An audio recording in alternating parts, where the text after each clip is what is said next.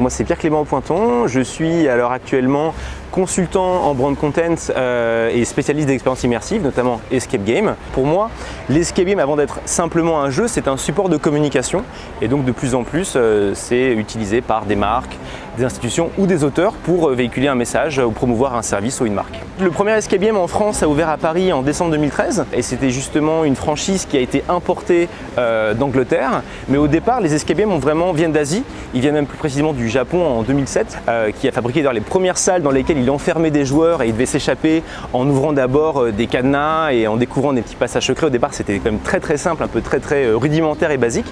Et les escape games eux-mêmes, finalement, viennent d'un ancêtre un petit peu plus, que les gens connaissent encore normalement, qui est le jeu vidéo.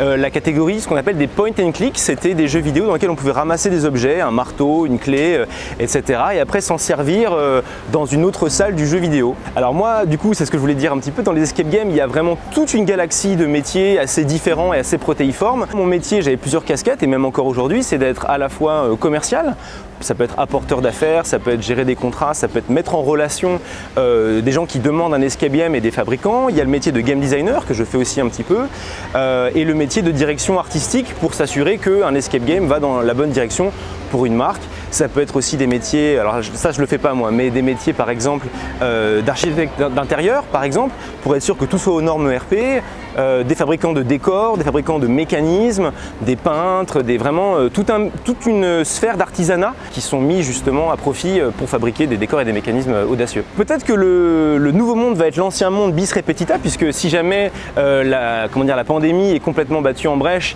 et qu'il n'y a plus de cas d'infection, on pourra peut-être reprendre une vie normale. En tout cas, pas mal de gens qui fabriquent des escape games se sont déjà un petit peu adaptés. Alors, il y en a, je pense, qui vont être mis sur le carreau, des fermetures et déjà des dépôts de bilan, parce que 2 mois d'inactivité dans un secteur essentiellement dominé par des PME, en termes de trésorerie, c'est très lourd. Mais il y a des petits malins qui justement se sont adaptés sur la partie digitale et qui ont commencé à faire des escape games en visioconférence. Alors ça peut paraître un petit peu contradictoire, voire antinomique, de dire vous êtes enfermés chez vous, mais avec des gens qui ne sont pas chez vous, en duplex, via Zoom ou d'autres applications comme ça, ou Skype, et vous devez jouer. Donc il y en a qui sont vraiment 100% digitaux, et il y en a une autre qu'on a pu tester d'ailleurs avec des amis blogueurs que je salue, les Polygamers. C'était donc un escape game de Metz. On était chacun chez nous et on contrôlait le Game Master, c'est-à-dire qu'en fait cet exploitant a gardé ses décors et ses mécanismes in situ, et a mis une petite caméra au point avec son téléphone ou même une petite tige, et le Game Master se filmait en vue subjective et en fait on lui disait quoi faire. Et c'est ce que je vous disais un peu il y a quelques instants, on revient un peu à l'origine de l'escape game où finalement on avait un personnage qu'on devait guider en disant ouvre la porte, fouille le tiroir, etc. et il s'exécutait un peu comme une extension de nous. Il y a plusieurs directives qui vont être prises par les différents gérants d'enseignes, donc des discussions, investir dans des masques, des gants, du gel hydroalcoolique, augmenter le budget du ménage et de la désinfection des salles, espacer les créneaux justement pour s'assurer que le ménage soit bien fait. Ça c'est finalement toutes les garanties que peuvent apporter, je dirais, les gérants. Il y a une possibilité que ce soit pas accepté par la population qui se dira tant qu'on n'est pas sûr à 100% que le risque est zéro, peut-être mettre un peu le holà sur ce type de divertissement dans un premier temps. Peut-être qu'aussi d'un point de vue de prix, les enseignes vont aussi, je crois, répercuter l'achat des masques, des gels sur les tickets. Donc est-ce que les gens seront prêts à payer un petit peu plus cher un divertissement qui est déjà relativement onéreux, puisque c'est quand même entre 25 et 30 € pour 1 heure de divertissement.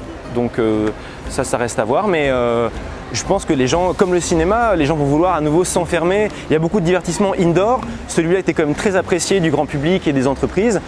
J'imagine mal qu'il s'en passe encore très longtemps. Moi justement, ce que j'essaye de faire depuis maintenant plusieurs mois, c'est de développer donc ce support auprès d'acteurs type des marques. Il y a déjà eu des expériences faites avec des marques. Il y a eu le centenaire de Coca-Cola au Palais de Tokyo. Il y a eu des initiatives, la marque Philips, des marques de food, mais pas que.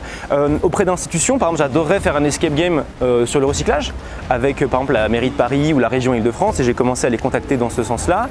Et j'ai eu la chance aussi de lancer le premier escape game d'auteur grand public avec celui de Guillaume Meurice, donc le trublion de la radio. Premier escape game satirico-politique, scandale à l'Elysée.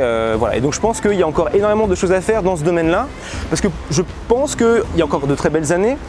Dans le secteur, je dirais classique, ça va un petit peu s'essouffler, c'est-à-dire que là on trouve d'autres types de salles, d'autres scénarios, mais qu'à un moment donné il faudra, je pense, amener ailleurs ce type de jeu, ce format, avec encore énormément de possibilités auprès d'autres acteurs, tout simplement.